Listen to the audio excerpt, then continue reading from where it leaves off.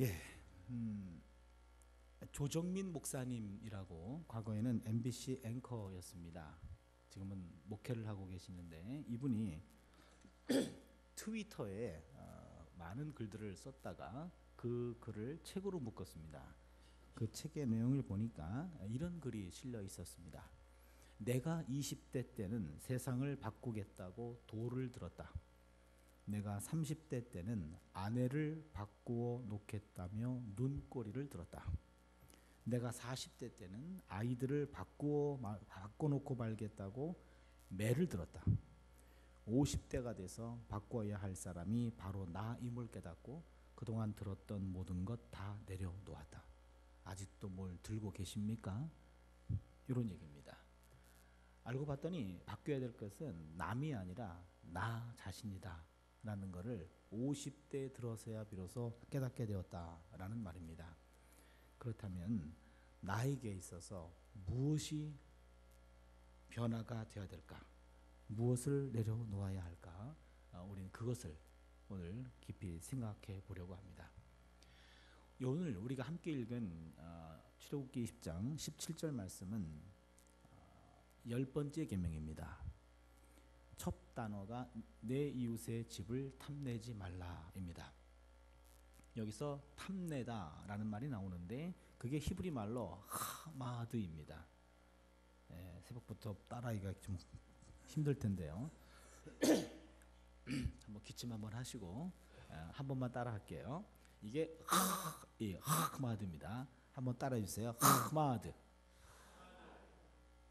예. 이게 또 이게 가래뱉기 직전 그 단어예요. 그래서 하마드 그런 단어인데 이게 타마다라는 말인데 이것은요.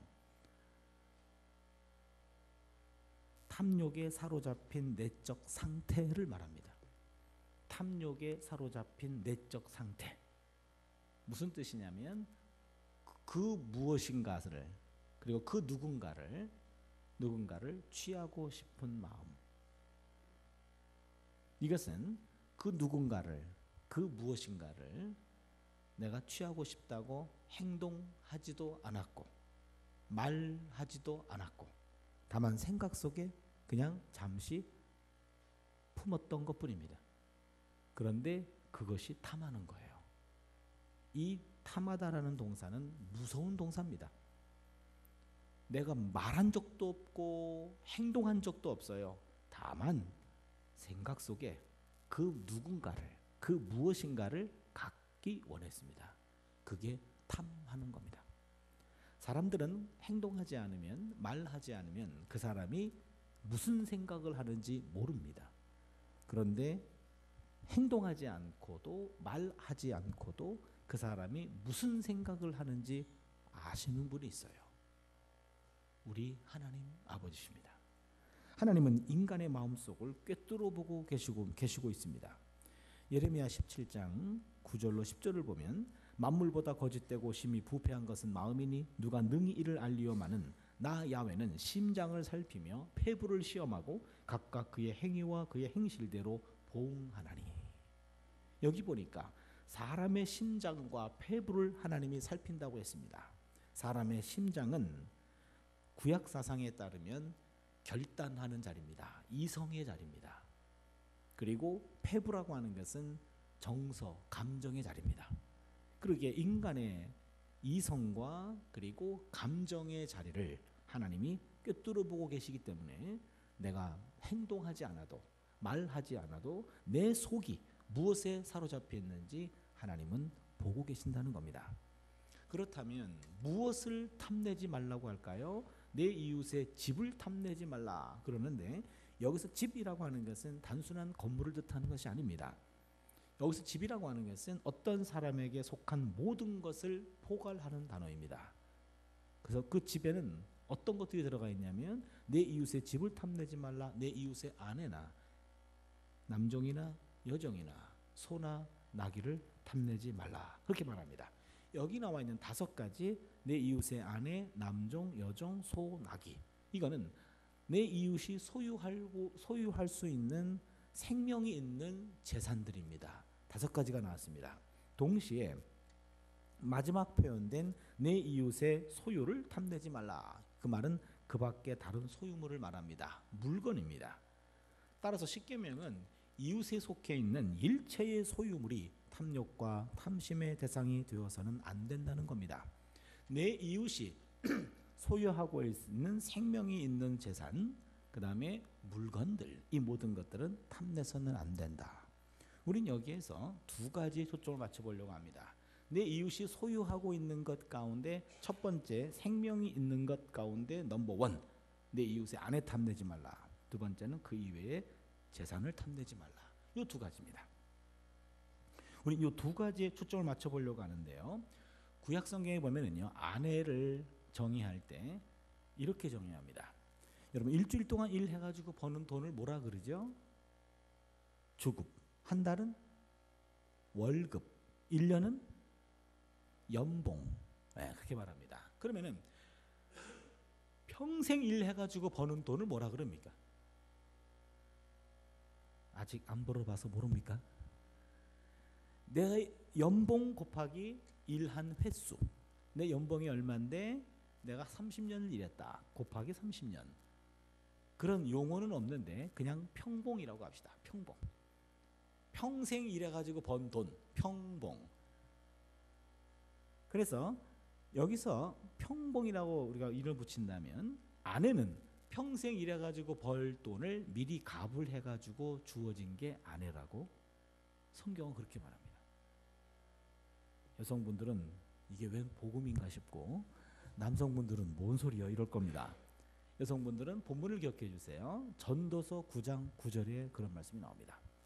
내 헛된 평생의 모든 날, 곧 하나님이 해 아래서 내게 주신 모든 헛된 날에 사랑하는 아내와 함께 즐겁게 살지어다. 이는 내가 일평생에 해 아래서 수고하고 얻은 분복이니라. 일평생 일해서 수고해서 얻은 분복이라. 평생 일해가지고 벌 돈을 벌 만큼을 아내를 통해서 미리 주었다. 그런 얘기입니다. 그러게 아내에 대해서 이렇게 내가 평생 일해가지고 벌 돈을 미리 갑을 해서 주신 분이요.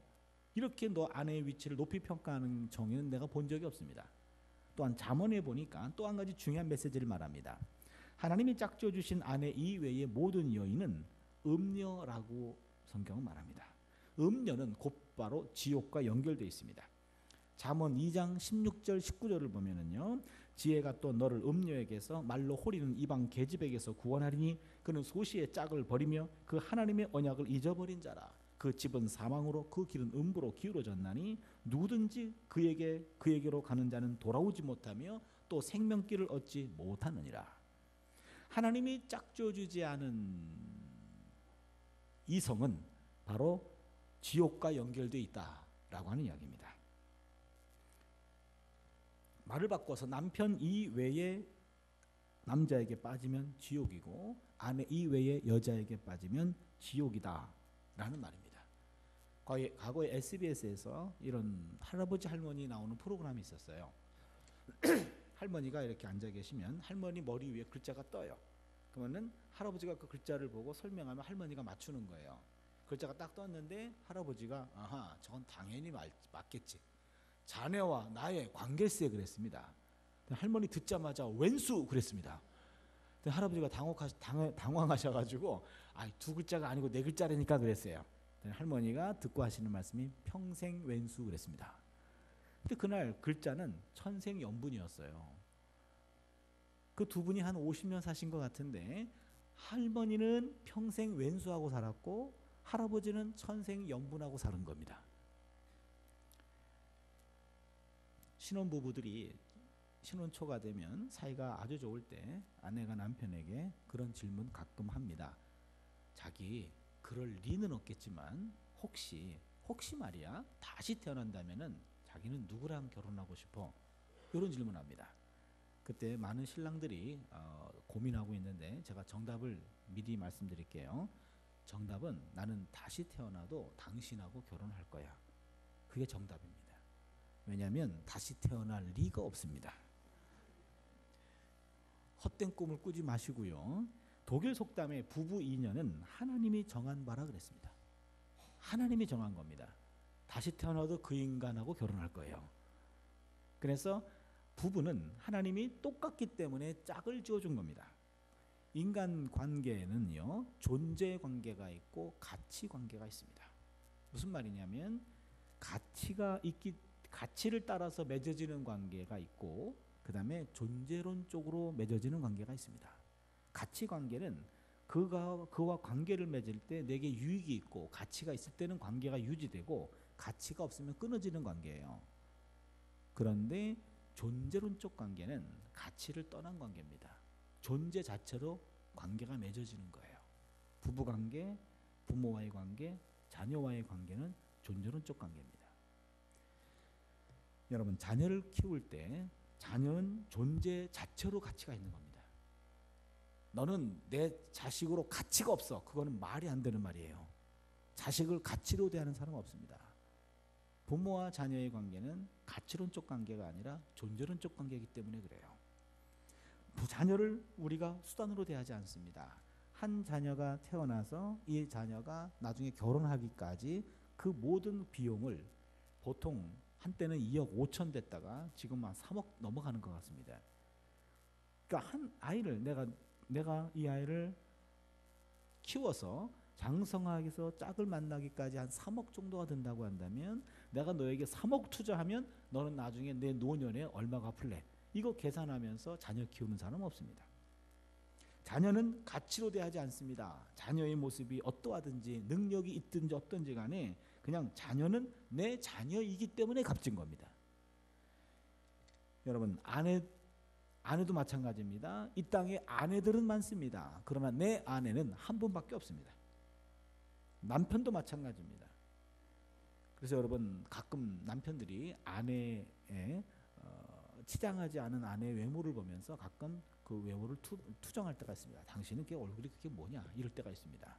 그럴 때 아내들은 이렇게 답변하시면 됩니다. 여보, 아내의 얼굴은 남편의 능력이래. 이렇게 말하시면 됩니다.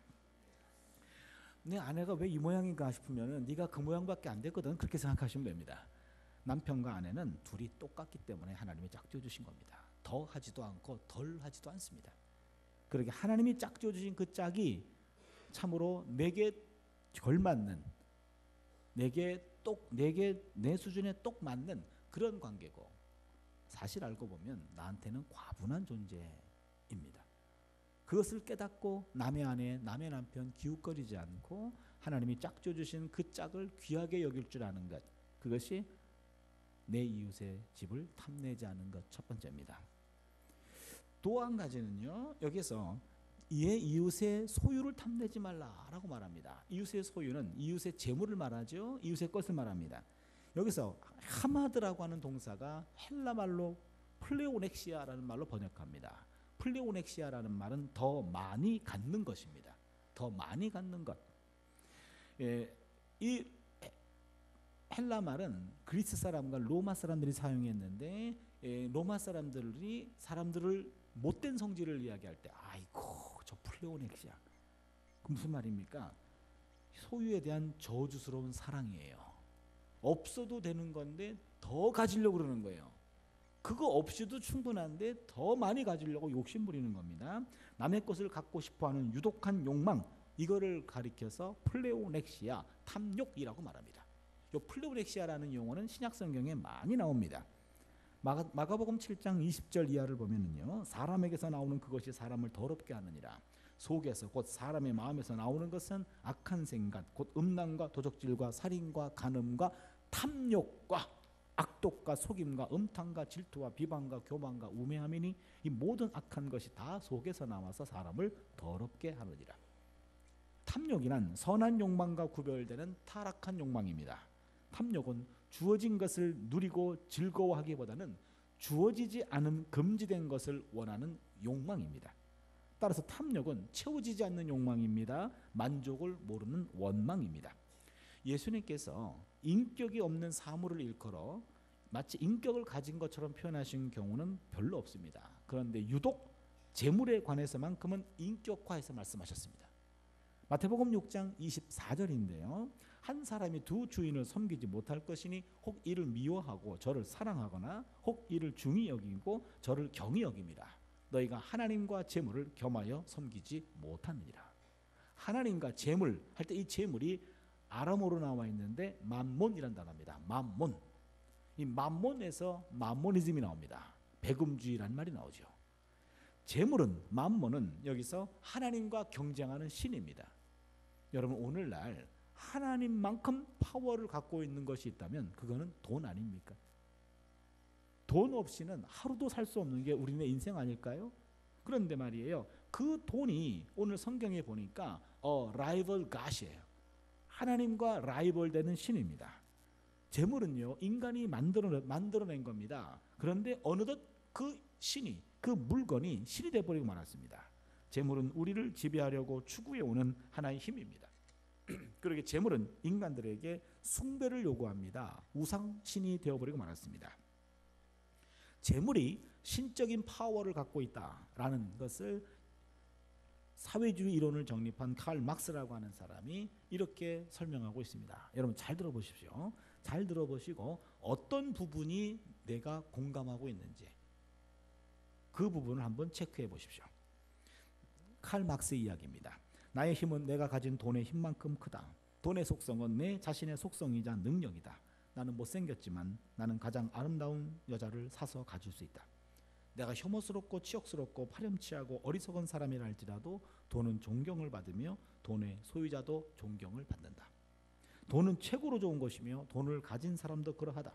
게다가 돈은 내가 부정직한 사람이 될 수 있는 곤란함을 면하게 해준다. 그러므로 나는 정직하다고 인정도 받는다. 내가 어리석어도 돈이 만물을 움직이는 진짜 머리이니 돈을 가진 사람이 어찌 어리석을 수 있겠는가. 인간이 열망하는 모든 것을 돈으로 살 수 있으니 나는 인간의 모든 능력을 소유한 것이 아닌가. 그러므로 내 돈은 나의 모든 무능력을 능력으로 바꿔주지 않는가. 이 대목 중에 여러분 한 대목이라도 맞아 공감하는 부분이 있다면 여러분 그 부분이 이미 우상신에게 넘어간 부분입니다. 그 부분이 오늘 우리가 치료받아야 될 그 부분이 오늘 내가 없애야 될 내 안에 변해야 될 중요한 독소입니다. 특히 오늘날은요 자본주의 사회에서는요 이 돈의 힘을 바탕으로 하고 있습니다. 모든 소유물들이 그것을 소유한 자에게 경제적인 힘을 줘요. 사회적인 힘을 줍니다. 정치적인 힘을 줍니다. 그러기에 오늘 같은 자본주의 사회에서는 인간 사회에 존재하는 다양한 가치들을 다 그냥 화폐 가치로 바꿔버리고 맙니다. 무슨 말입니까? 제가 고등학교 마치고 바로 신학대학을 갔습니다. 서울신학대학을 들어갔는데 제가 들어갈 때만 해도 신학대학 들어가는 것은 마치 수도원 들어가는 기분이었고 세상과의 모든 인연을 다 끊어야 되는 줄 알았어요. 그 바람에 중학교, 고등학교 친구들과의 모든 관계를 다 끊었습니다. 다 끊고 신학대학에서 만난 친구들하고만 교제하게 되었고 그러다 보니까 내 주변의 친구들은 다 목사들이에요. 그래서 가장 불편할 때가 1년에 몇 번씩 있는데 그거는 교회에서 총동원 주의를 할 때입니다. 새신자 초청 이런 거 할 때 성도들에게 여러분 새신자를 초청합시다 그래놓고 목사도 해야 될 거 아니에요. 뭐가 솔선수범해야 되는데 내 친구들 초청할 사람이 안 믿는 사람이 없어요. 그렇다고 남의 교회에서 잘 믿고 있는 목사를 데려올 수도 없고 그래서 그때마다 아이고 나도 좀 그냥 안 믿는 친구가 몇 명 있었으면 이럴 때 좀 초청하면 좋은데 라는 아쉬움이 좀 있었어요. 40대 중반쯤 됐을 때 이제 그런 생각도 들고 생활이 조금 안정이 되면서 우리 친구들은 뭐라고 지내나 그런 생각이 들었어요. 그때 고등학교 동기 모임 초청장이 왔어요. 그 이전에는 무시했는데 그때는 기대했었고 기다렸어요. 그래서 갔습니다. 졸업한 지 한 25, 6년 만에 처음으로 봤습니다. 그랬더니 우리가 동기가 480명 정도가 되는데 한 40명 정도가 왔어요. 그냥 길거리에서 보면 그냥 모르고 스쳐갈 그런 얼굴들이더라고요. 그런데 야 나는 몇 학년 몇 반이었어. 몇 학년 몇 반이었어 라고 명함을 주고받으면서 얼굴을 보니까 그런 것 같아요. 처음에는 서먹서먹합니다.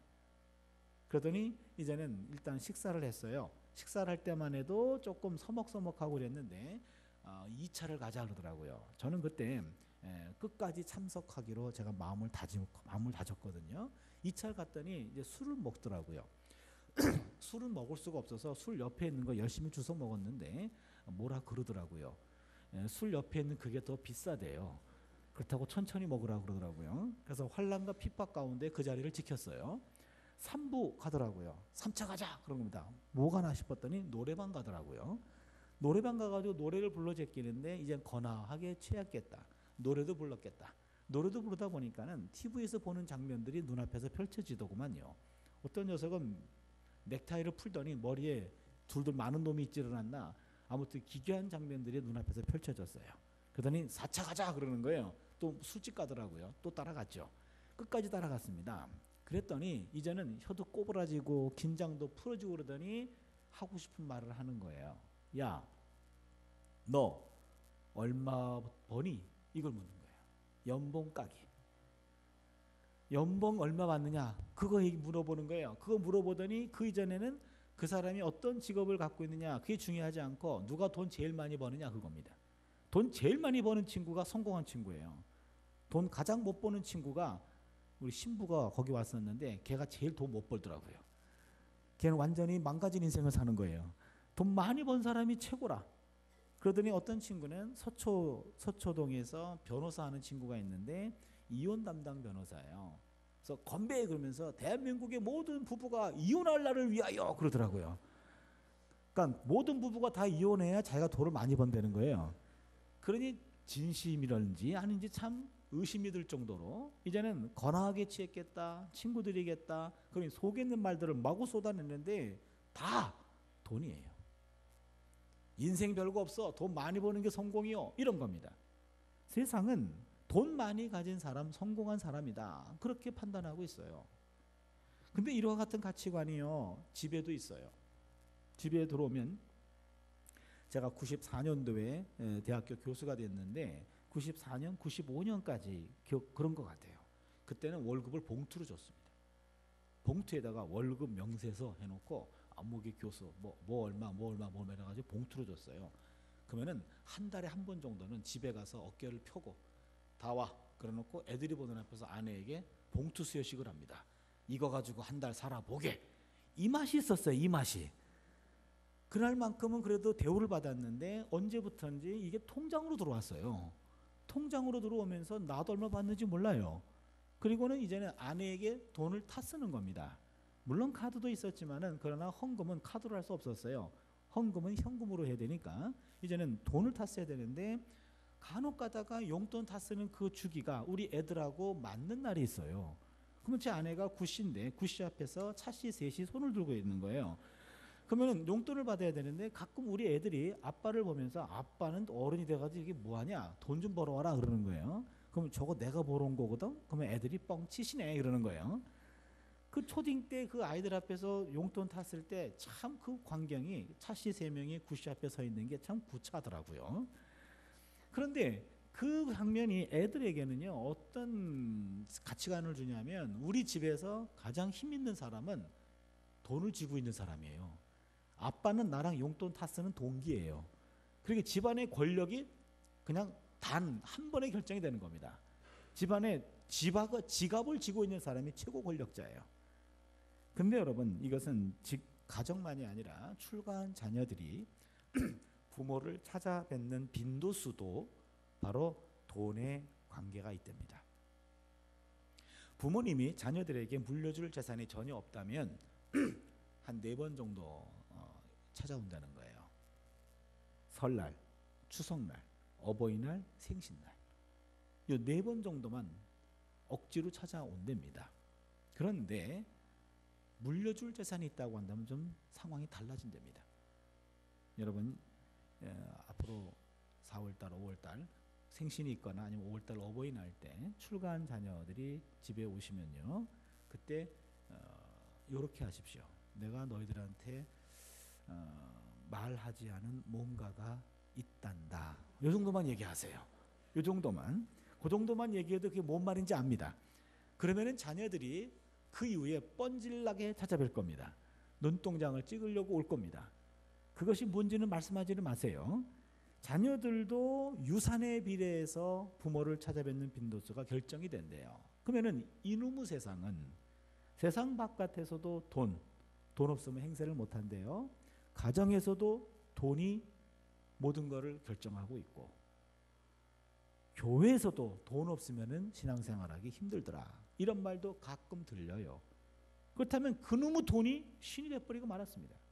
근데 여러분, 예수님은 삼가 모든 탐심을 물리쳐라, 사람의 생명이 그 소유에 넉넉한 데 있지 아니하니라. 누가복음 12장 15절입니다. 예수님의 가치관을 보세요. 물질을 인생의 가치를 측정하는 유일한 척도로 사용하면서 축적해 놓은 물질이 그 양이 얼마인가, 그걸 가지고 삶의 가치를 보는 사람들을 향해서 엄중히 경고하고 있는 겁니다. 돈이 인생의 전부가 아니라는 겁니다. 소유에 넉넉한데 그 인생의 가치가 있다는 것이 아니에요. 이거를 예수께서는 분명히 가르치고 있습니다. 우리 예수의 제자라고 말한다면 이 물질을 신으로 놓고 물질을 기준 삼아서 인간의 성공과 실패를 가늠하고 인간관계를 결정하는 이런 사회를 향해서 그게 다가 아닙니다, 그건 잘못입니다라고 말할 수 있는 것, 그것이 바로 예수의 제자입니다. 사실 곰곰이 생각해 보면은요, 여러분, 돈이 모든 것을 다 할 수 있는 건 아닙니다. 물론 돈 필요합니다. 그러나 돈이 모든 걸 다 대체할 수 없어요. 돈으로 집 살 수 있습니다. 그러나 가정은 살 수 없어요. 돈으로 시계 살 수 있어요. 그러나 시간은 살 수 없습니다. 돈으로 지위 살 수 있습니다. 그러나 존경은 살 수 없습니다. 돈으로 약 살 수 있어요. 그러나 건강은 살 수 없어요. 돈으로 책 살 수 있습니다. 그러나 지식은 살 수 없어요. 돈으로 음식은 살 수 있습니다. 그러나 식욕은 살 수 없습니다. 돈으로 명품 살 수 있습니다. 그러나 인격은 살 수 없습니다. 여러분, 돈으로 사람 살 수 있어요. 그러나 사랑은 살 수 없습니다. 돈으로 유흥 즐길 수 있습니다. 그러나 진정한 행복은 얻을 수 없습니다. 돈으로 편안 누릴 수 있습니다. 그러나 평안은 누릴 수 없습니다. 알고 보면 우리에게 꼭 필요한 것들은 돈으로 할 수 없습니다. 가정, 시간, 존경, 건강, 지식, 식욕, 인격, 사랑, 행복, 평안, 이 모든 것들은 돈으로 할 수 없는 고매한 가치들입니다.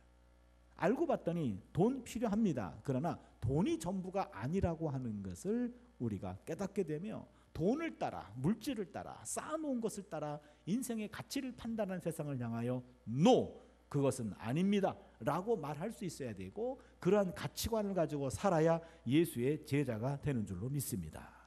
그렇다면 이런 모든 탐욕, 이성에 대한 탐욕, 물질에 대한 탐욕으로부터 해방돼야 되는데, 이 모든 것들로부터 해방은 자족에서 이루어질 수 있습니다.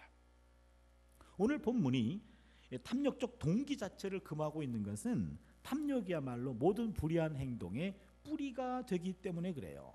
여러분, 탐욕과 탐심은 인간이 범하는 모든 죄악의 시발점입니다. 인간의 탐욕이란 본인의 의지와 무관하게 인간의 마음속에 자리 잡고 있는 죄성에서 나옵니다. 이 말은 뭡니까? 물질과 이성의 탐욕으로부터 자유로운 인간은 하나도 없습니다. 모든 인간은 죄인입니다. 그 죄성에서 이런 탐욕이 오는 거예요. 그러기에 인간의 죄성과 연약성에서 탐욕이 오기 때문에 이것은 물리치라고 얘기합니다. 탐욕은 물리쳐야지 탐욕 앞에서 묵상하시면 안 됩니다. 탐욕 앞에서 기도하시면 안 됩니다. 탐욕은 끊어내야 되는 거고 도망쳐야 되는 거고 그것은 물리쳐야 되는 겁니다. 그러기 신앙의 마지막 단계는 모든 탐욕과 탐심에서 해방되는 겁니다. 하나님의 백성은 모든 탐욕과 탐심의 유혹에서부터 벗어나 하나님으로부터 받은 것으로 자족하며 감사하는 삶을 살아야 합니다. 만족과 자족은 달라요. 여러분, 만족은 채울 만자입니다. 족할 족자. 채워져야 족함을 아는 것, 그게 만족입니다. 그런데 남의 것과 자기 것을 비교하면서 자기가 가진 것에 만족하지 못합니다. 늘 부족하다고 생각합니다. 더 많이 갖고 싶어 합니다. 따라서 어떤 인간도 물질로 만족할 수 있는 사람은 없습니다. 이미 3000년 전에 전도자가 이거를 깨닫고 이렇게 가르치고 있습니다. 전도서 5장 10절인데요. 은을 사랑하는 자는 은으로 만족함이 없고 풍부를 사랑하는 자는 소득으로 만족함이 없나니 이것도 헛되도다. 여러분, 은을 사랑하는 사람 은으로 만족 못합니다. 풍부를 사랑하는 사람 풍부로 만족 못합니다. 모든 것들이 다 헛되다고 이미 전도자가 말하고 있습니다. 이에 반하여 자족은요, 스스로 족함을 아는 겁니다. 자기 자신에게 만족한다기보다는 하나님이 자신에게 주신 것에 만족한다는 뜻입니다. 하나님이 주신 자신의 삶을 만족스럽게 생각합니다. 더 많은 것을 탐내거나 기웃거리지 않을 뿐 아니라 내게 주어진 것으로 인해서 즐거워하고 기뻐한다는 거예요. 노자의 글에 보면은 지족, 지족, 상족이란 말이 있습니다. 알지자, 족할 쪽자. 지족, 지족, 상족. 무슨 말입니까? 족할 줄 아는데 족할 줄 알면 늘 족할 수 있다. 이게 뭐 욕 같아가지고 더 반복을 못 하겠어요. 지족, 지족, 상족입니다. 성악을 공부하던 여학생이 있었어요. 근데 이 여학생이 수술을 받게 되었어요. 수술은 목에 칼을 대는 수술이었어요. 근데 그 엄마는 그 아이에게 수술을 허용할 수 없다고 극구 반대합니다. 그런데 수술하지 않으면 생명의 위협이 있습니다. 수술을 할 수도 없고 안 할 수도 없고, 어려서부터 성악가로 키우기 위해서 얼마나 애지중지 이 아이를 키워왔는데 이제 와서 그 목에 칼을 대다니 안 됩니다 라고 버팁니다. 그런데 그랬다가는 생명이 위험합니다. 근데 이 어린아이 생각은 달라요. 나는 내 인생에서 요만큼만 있으면 돼요. 나는 노래 안 해도 돼요. 나는 그 한마디. 요것이 바로 내 삶에서 요구하는 것은 요만큼이에요 라는 그겁니다. 이 여학생의 말을 통해서 모든 고난으로부터 벗어나는 길을 배웁니다. 안식을 얻는 길이 어디 있는지를 배우게 됩니다. 그건 다름 아니라 자족입니다. 자족이란 없는 것이 아니라 있는 것을 중요하게 여기고 만족하는 마음입니다. 탐욕은 자족하면 사라집니다. 여러분, 강용호 박사님 아시죠? 시각장애인이요. 우리나라보다도 미국서 더 유명한 분이더라고요. 대한민국을 빛낸 가장 위대한 인물로 그분이 올라가 있어요. 이 강용호 박사님이 10대 때 축구를 하다가 시력을 잃어요. 그때가 13살이었는데 13살 때 아버지를 갑자기 여의고 그 다음 해죠. 그리고 아버지를 연 그 다음 해에 축구하다가 눈을 다쳤는데 그 당시 의학적 판단으로는 치료 불가 판정받았습니다. 시각장애가 된 겁니다. 그 소식을 듣고 어머니가 충격받아가지고 쓰러져 숨졌습니다. 졸지에 부모님을 잃은 이런 우리 강용호 박사님은 이 강용호 박사님과 또 다른 동생들을 부양하기 위해서 강용호 박사의 누나가 학교를 그만두고 봉제 공장으로 들어갔습니다. 그런데 과로로 쓰러져서 부모님의 뒤를 따르게 되었습니다. 다시 험한 세상에 남겨진 강용호 박사님과 두 동생, 강용호 박사는 맹인 재활원으로 들어갔고 한 동생은 보육원으로 들어갔고 한 동생은 철물점 직원으로 뿔뿔이 흩어졌습니다. 이게 4년 안에 일어난 일이었습니다.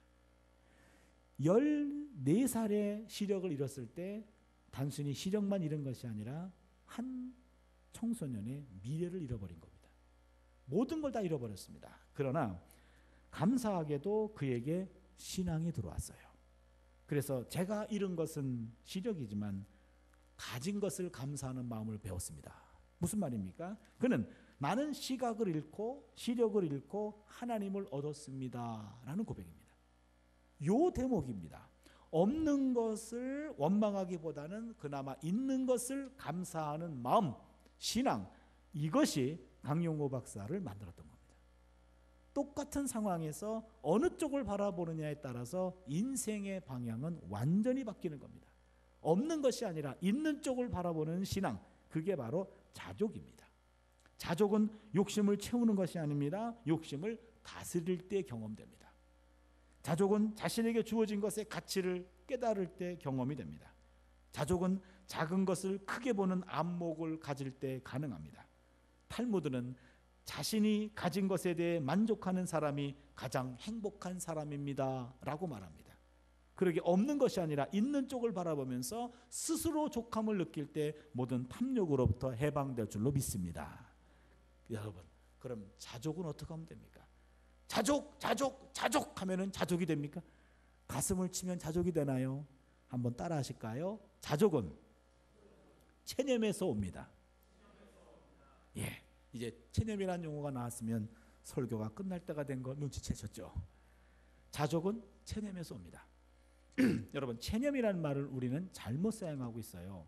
체념이란 말은요, 아이고 그 사람은 너무 체념을 잘해, 박력이 없어, 그렇게 쉽게 체념하지 말고 끝까지 추진하는 끈기를 가져봐, 이런 식으로 얘기할 때 체념은 부정적인 의미입니다.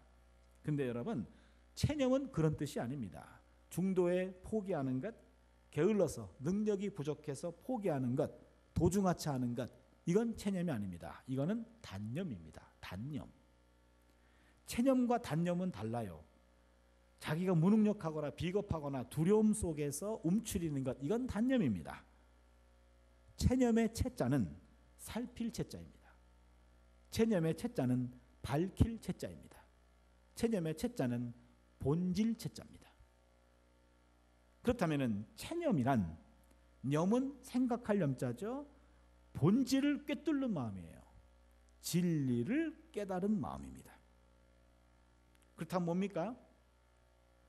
단념이란 하던 일을 중도에 그만두어 버리는 것으로 항복하고 유사한 말이라면, 체념은 달관한 자의 미덕입니다.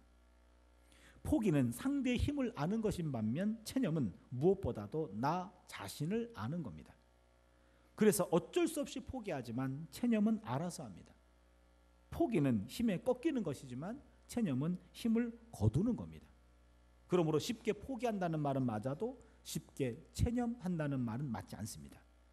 따라서 체념이란 시시하고 허망한 것에 달라붙어 울고불고 하지 않는 의연한 자세를 말합니다. 이것이 체념의 본래적인 의미입니다. 체념한 사람은요, 본질적인 것이 아닌 비본질적인 것에 마음을 빼앗겨서 속상해하지 않습니다.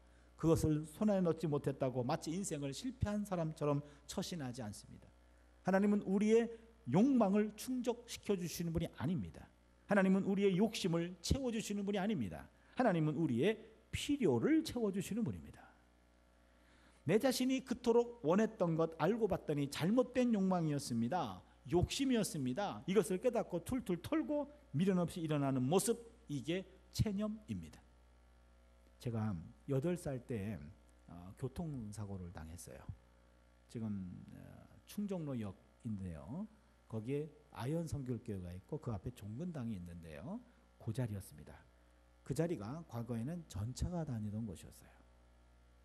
제가 8살 때였는데 그때 건너목을 건너다가 전차와 만원버스 중간에 저 혼자 꼈어요. 그래서 거기를 오른발을 내딛었고 만원버스가 제 오른발 위를 지나가게 되었고 오른쪽 다리를 잃게 되었습니다. 그래서 바로 세브란스, 신촌 세브란스 병원에 실려가게 되었고, 거기서 이제는 나머지 뼈를 자르는 수술을 하고 봉합 수술을 하고 해서 한 6개월 정도 병원에 입원했었습니다. 그리고 지금 의족을 착용하고 있어요. 그런데 그때 제 어머니가 늘 저한테 하던 말이 우리 같이 죽자, 이런 말씀 많이 하셨어요. 평상시에는 찬송 부르고 위로하다가도 어느 때가 되면 죽자, 이런 얘기 가끔 하셨어요. 그래서 제가 하도 그런 얘기 많이 하셔가지고 엄마 그렇게 죽고 싶으면 혼자 돌아가시라고. 내가 지금 8년밖에 안 살았는데 앞으로 수영 안 하고 반바지 안 입으면 됐지, 그것 때문에 꼭 인생을 놔야 될 이유가 뭐가 있겠냐, 난 살고 싶거든, 그랬어요. 그러니까 철없이 8세의 나이를 지나가고 있었어요. 그런데 아무 생각 없이 살아가고 있었는데 중학교 3학년 때 저희 교회에, 서부성결교회 교회에 이렇게 부흥회가 있었고, 부흥회 강사 목사님이 설교 중에 기도하지 않는 죄라는 주제를 얘기하면서 왜 기도하지 않는가, 다리가 짧은 사람도 기도하면 뼈가 자란다, 이런 예를 들으면서 내가 그동안 나의 자신에 대해서 기도하지 않는 것에 대해서 그것이 잘못된 거라는 것을 깨닫게 해줬어요. 엄청나게 충격받았습니다. 죽은 자도 살리시는 하나님께 기도 못할 게 뭐가 있냐는 얘기입니다. 우리의 모든 아픔과 고통, 모든 문제를 다 기도하라, 이러신 거예요. 그때 내가 충격받았고 결단 기도를 해서 한 달 동안 남한테 말도 안 하고 내 몸의 문제를 놓고 작정 기도를 했어요. 한 달 동안 절단된 부위의 뼈가 자랄 수 있도록 기도했습니다. 한 달이 지났습니다. 한 달 뒤에 봤더니 1mm도 안 자랐어요. 그때 깨달은 바가 있습니다. 아, 이거는 자라야 될 것이 아니라 변화돼야 될 것이 아니라 내가 받아들여야 되는 거구나. 그걸 깨달았습니다. 그 이전에는 그 사건에 대해서 깊이 있게 생각을 못했는데 한 달 동안 집중 기도를, 작정 기도를 통해서 내 몸을 내가 생각해 본 거고, 내 몸과 내가 대화를 한 거고, 내 몸을 내가 받아들인 겁니다. 지금 생각해 보니까 그게 체념이었습니다. 체념은 상황과 사물에 대한 깊은 깨달음 끝에 스스로 거둬들이는 겁니다. 체념은 매우 성숙한 인간 행위입니다. 참된 의미의 체념이 우리에게 있다면 우리는 매사에 홀가분할 수 있습니다. 자유로울 수 있습니다. 그리고 아름답고 늠름한 삶을 살 수가 있습니다. 그리고 하나님과 사람 앞에 당당한 삶을 살 수가 있는 겁니다.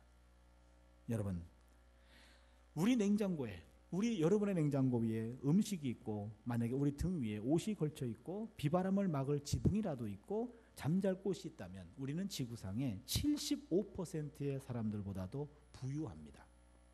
만약에 우리 은행구자에, 지갑에, 그냥 얼마만의 동전이라도 우리가 갖고 있다면 우리는 이 세상의 8%의 부유층에 속합니다. 만약 우리가 오늘 아침에 병들지 아니한 채로 일어났다면 우리는 이번 주를 넘기지 못하는 수백만 명의 사람들보다도 이미 축복을 받았습니다. 만약 우리가 전쟁의 위험을 경험한 적이 없고, 외로운 감옥 생활을 해보지 않았고, 고문의 괴로움을 맛보지 않았고, 배고픔의 고통이 없었다면 우리는 지금 이 순간 고통을 당하는 또 다른 500만 명의 사람들보다도 낫습니다. 만약 오늘 우리가 체포나 고문이나 혹은 죽음의 위협이 없이 이렇게 교회에 올 수 있다면 우리는 세계 30억의 사람들보다도 축복을 받았습니다. 만약 우리가 미소를 머금은 채 머리를 들고 진정으로 감사할 수 있다면 우리는 축복받은 사람입니다. 오직 성숙한 사람만 그렇게 할 수 있습니다. 대부분의 사람들은 그렇게 하지 못하기 때문에 그렇습니다. 만약 우리가 누군가의 손을 맞잡을 수 있고, 누군가를 포용할 수 있고, 더불어 누군가의 어깨를 두드려줄 수 있다면 우리는 축복받은 사람입니다. 왜냐하면 우리는 치유의 손길을 줄 수 있기 때문입니다. 그렇다면은요, 여러분, 우리가 여기 깊이 깨달아야 될 것이 있습니다. 무슨 얘기입니까? 내가 지금 뭔가를 더 있어야가 아니라 지금 이 상태가 이미 복받은 상태라고 하는 이야기입니다. 디모데전서 6장 6절로 8절을 보면은요, 자족하는 마음이 있으면 경건이 큰 이익이 되느니라. 우리가 세상에 아무것도 가지고 온 것이 없음에 또한 아무것도 가져가지 못하리니 우리가 먹을 것과 입을 것이 있는 줄 족한 줄로 알 것이니라. 우리 안에 있는 탐욕과 탐심을 다스리는 사람은 십계명을 온전히 지킬 수 있습니다. 탐욕과 탐심은 자족하면 사라집니다. 자족은 체념에서 나옵니다. 한평생 체념의 영성으로 죄성에서 비롯되는 탐욕을 이기는 은혜가 있기를 바랍니다. 이런 체념의 영성이 있다면 내 삶이 자유로워집니다. 그 누군가 비교하지 않습니다. 하나님 앞에서 내게 있는 것 없는 쪽이 아니라 있는 쪽을 바라보면서 그것을 감사하며 인생을 행복하게 살아갈 수가 있는 겁니다. 우리가 오늘 기도할 텐데요, 오늘 기도는요, 여러분, 뭔가를 달라는 간구의 기도는 하지 마시고 감사의 기도 한번 해보십시오. 이것 주세요 저것 주세요가 아니라 주신 것을 한번 세보자고요. 하나님이 내게 주신 복을 한번 생각해 보는 겁니다. 하나님 이렇게 좋은 교회 주신 것 감사합니다. 건강 주신 것도 감사합니다. 내게 가족 주신 것도 감사합니다. 내가 자식 주신 것도 감사하고요. 이러다 보니까는요, 이것도 감사하고 저것도 감사하고 감사하다 보면은요, 그동안 내가 감사치 못했던 것들이 생각이 나면서 너무 감사한 것들이 많아요. 내가 뭔가를 더 달라는 것이 미안할 정도로 감사한 것이 많습니다. 여러분, 자그마한 것에 감사할 수 있을 때 하나님은 더 큰 감사의 삶을 우리에게 만들어줄 줄로 믿습니다. 바로 감사하는 겁니다. 이런 감사의 신앙이 우리에게 필요합니다. 뭔가를 더 달라는 것이 아니라 내게 이미 주어진 것을 감사하다 보면은요, 문제가 있습니까? 하나님, 이 문제도 해결될 줄로 믿고 감사합니다. 문제도 해결될 줄로 믿습니다 라는 그런 감사의 고백이 생기는 거예요. 그렇다면 그 어떤 모든 것도 다 감사의 고백 안에 들어올 수 있습니다. 여러분, 하나님께 감사하며 체념의 영성을 가지고 자족하며 내 주변의 환경을 다스릴 수 있는, 그리고 내 주어진 지금의 환경이 하나님이 내게 주시는 복된 환경이라고 하는 것을 고백하며 행복한 인생을 살아나가는 우리 모두가 될 수 있기를 축원합니다. 기도하겠습니다. 하나님, 체념의 영성을 깨달아 알게 하시니 감사합니다. 우리의 시선이 없는 쪽 바라보는 것이 아니라 있는 쪽을 바라보게 하여 주시고 그 안에서 자족하게 하여 주시옵소서. 자족뿐만이 아니라 체념의 영성으로 넘어가서 하나님이 내게 주신 내 본질적인 모습을 바라보며 이 모습 속에서 하나님께 감사할 수 있는 복된 인생 되게 하여 주시옵소서. 이제 우리가 하나님 앞에 감사의 고백을 드리기를 원합니다. 하나님, 내 심령 깊은 곳에 그동안 깨닫지 못했던 것, 알지 못했던 감사의 조건들 많이 생각나게 하여 주셔서 하나님께 감사하며 감격하며 살아나가는 우리의 남은 인생 되게 하여 주시옵소서. 감사드리옵고 예수님의 이름으로 기도드립니다. 아멘.